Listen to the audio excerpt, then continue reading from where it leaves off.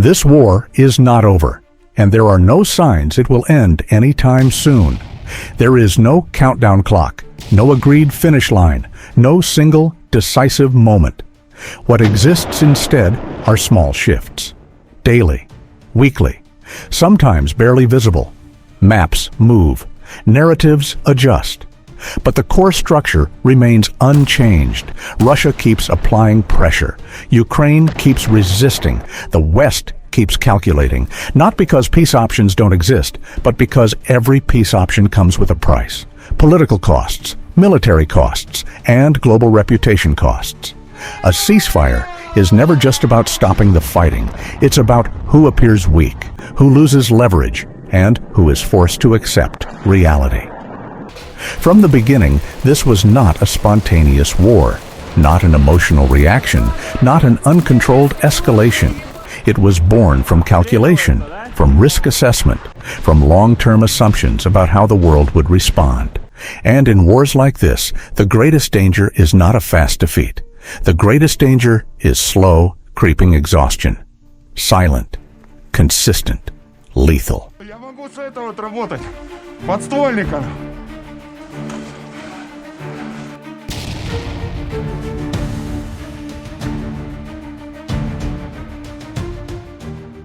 Whenever Russia announces territorial gains, the global reaction is almost always the same: doubt, skepticism, cynicism. The same questions repeat. Is this true? Is it exaggerated? Is this propaganda? But those questions often miss the point. In modern warfare, what matters isn't just how much land is taken. What matters is the message behind the claim. Russia is not selling a narrative of rapid victory. There are no promises of a quick collapse, no celebration. The message is consistent, calm, repetitive. We apply pressure. We advance. We do not stop. In strategic communication, consistency is a weapon. It shapes expectations, pressures the opponent psychologically, and slowly erodes optimism. It's not the big claims that matter most, it's the small claims that keep coming.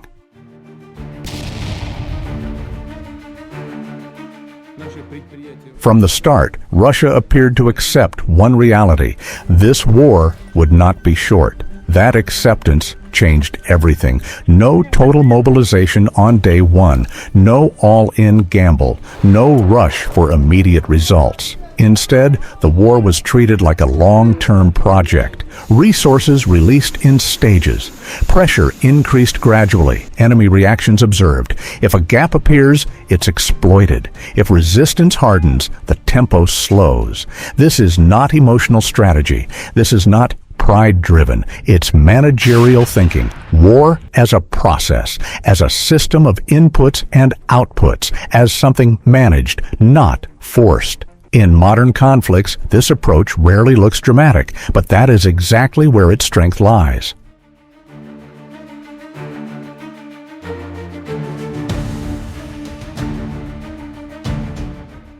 Battlefields are rarely black and white.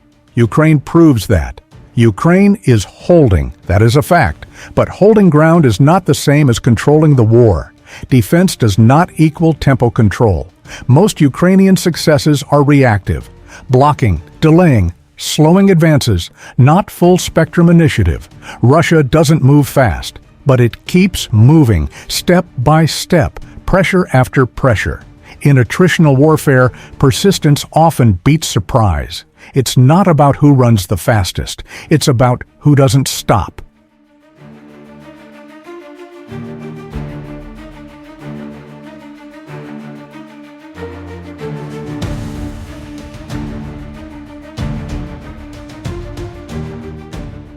Ukraine's resilience is real, and it deserves respect, discipline, tactical adaptation, endurance. But resilience is not infinite, especially when it depends heavily on external factors: weapons deliveries, foreign funding, parliamentary decisions abroad. These are not purely military variables. They are political ones, and politics changes faster than battlefields. Elections shift, public opinion turns, national priorities evolve. This is Ukraine's structural vulnerability, not a lack of courage, not a lack of will. but a lack of control.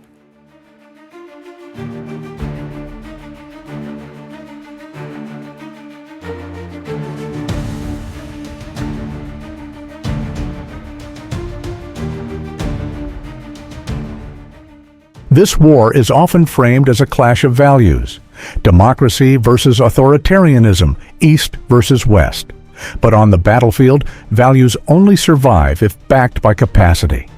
Russia has depth, industry, production, reserves of manpower and material. Ukraine has speed, adaptability, tactical innovation. But adaptation requires supply, and supply requires continuity. In long wars, the side that can sustain itself holds a latent advantage, not a guarantee of victory, but more room to breathe.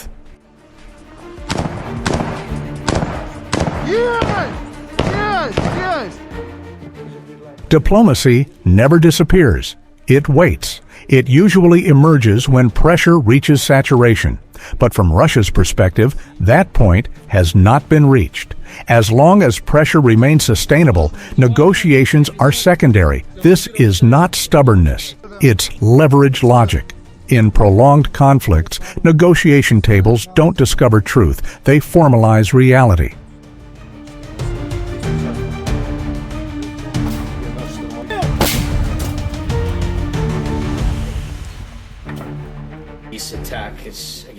Europe is caught between two forces: moral solidarity, domestic reality, rising energy prices, inflation, public fatigue.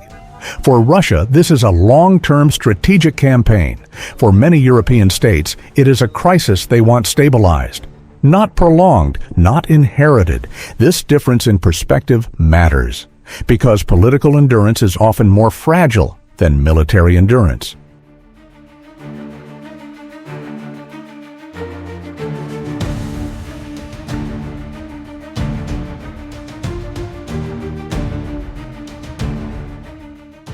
Beyond all calculations, there is one reality that cannot be negotiated.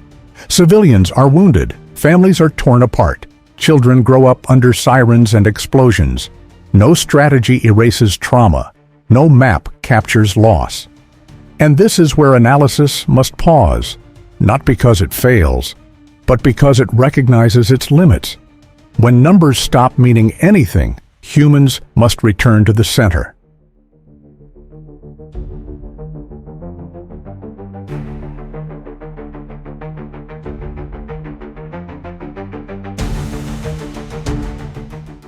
This war is complex, cold, and far from finished. Russia demonstrates structural readiness. Ukraine demonstrates moral endurance. But readiness and endurance are not the same thing.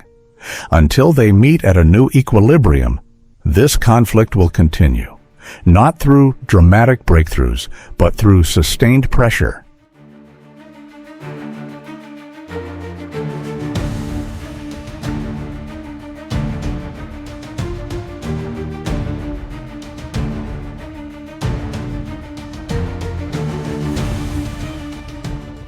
This video does not justify war. It does not glorify violence, and it does not take sides. It is an attempt to understand reality without ignoring suffering, because analysis without empathy loses meaning, and empathy without understanding loses direction. Thank you for watching. Clear thinking is a form of care, and humanity must always be the final boundary.